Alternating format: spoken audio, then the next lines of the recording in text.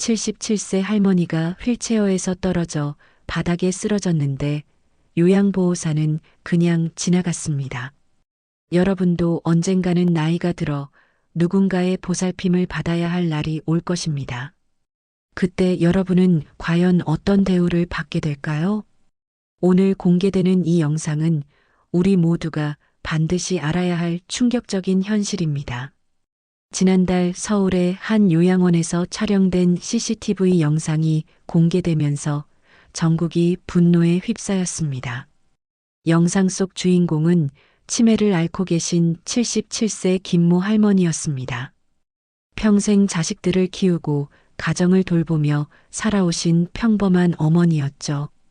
그날 오후 2시 30분경 할머니는 평소와 같이 휠체어에 앉아 복도에서 휴식을 취하고 계셨습니다. CCTV에는 할머니가 몸의 균형을 잃으며 휠체어에서 천천히 미끄러져 내려오는 모습이 고스란히 담겨 있었습니다. 할머니는 바닥에 떨어진 후에도 일어나지 못하신 채 도움을 요청하듯 손을 뻗고 계셨습니다.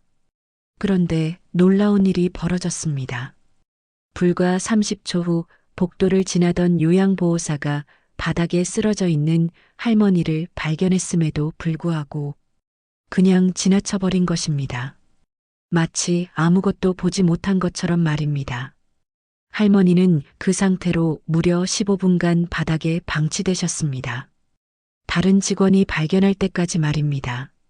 15분이라는 시간이 짧게 느껴지실 수도 있겠지만 77세의 노인이 차가운 바닥에서 홀로 견뎌야 했던 그 시간이 얼마나 길고 고통스러웠을지 상상해 보시기 바랍니다.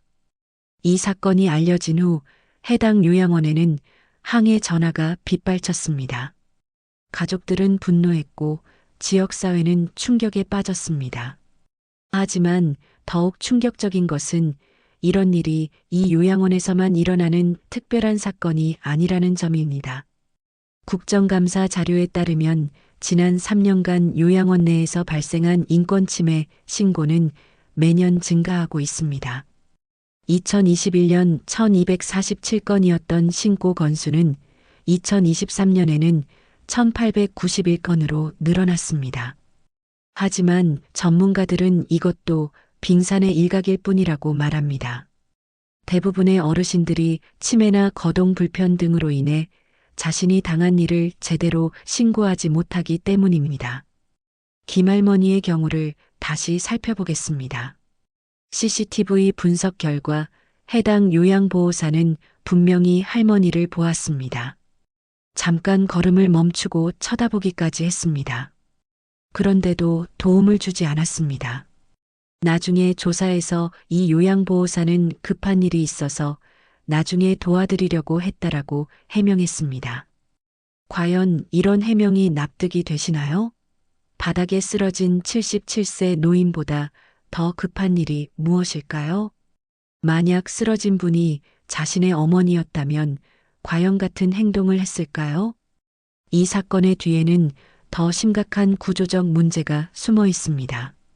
요양원의 열악한 근무 환경과 만성적인 인력 부족이 바로 그것입니다. 현재 우리나라 요양원의 요양보호사 1명이 돌봐야 하는 어르신의 수는 평균 2.5명입니다. 하지만 실제로는 야간이나 휴일에는 1명이 10명 이상을 돌봐야 하는 경우도 빈번합니다. 월급은 어떨까요? 요양보호사의 평균 월급은 180만 원 정도입니다. 이 정도 급여로는 생계 유지조차 어려운 것이 현실입니다. 그러다 보니 이직률도 매우 높습니다. 숙련된 직원들은 떠나고 경험이 부족한 새로운 직원들이 충분한 교육도 받지 못한 채 투입되는 악순환이 반복됩니다. 하지만 그렇다고 해서 이런 상황이 정당화될 수는 없습니다. 아무리 힘들고 어려운 환경이라 해도 생명을 다루는 일에서 이런 일이 벌어져서는 안 됩니다. 특히 우리가 모셔야 할 어르신들께 말입니다. 김할머니의 가족들은 분노를 감추지 못했습니다. 막내 아들은 어머니를 믿고 맡겼는데 이런 대우를 받으시다니 정말 화가 납니다. 어머니가 평생 남을 위해 살아오셨는데 이런 대접을 받으셔야 하나요? 라며 눈물을 흘렸습니다. 하지만 더 마음 아픈 것은 김할머니의 반응이었습니다. 치매로 인해 정확한 기억은 하지 못하시지만 가족들이 면회를 올 때마다 집에 가고 싶다는 말씀을 반복하신다고 합니다. 마치 본능적으로 그곳이 안전하지 않은 곳이라는 것을 아시는 것 같다고 가족들은 말했습니다. 이 사건이 공개된 후 해당 요양원은 사과문을 발표했습니다. 하지만 형식적인 사과일 뿐이었습니다. 재발 방지를 위해 노력하겠다. 직원 교육을 강화하겠다는 뻔한 내용들이었죠.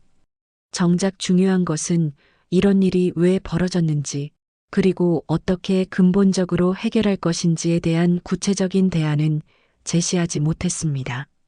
전문가들은 이 문제의 근본적 해결을 위해서는 시스템 전체의 변화가 필요하다고 말합니다. 먼저 요양보호사의 처우 개선이 시급합니다.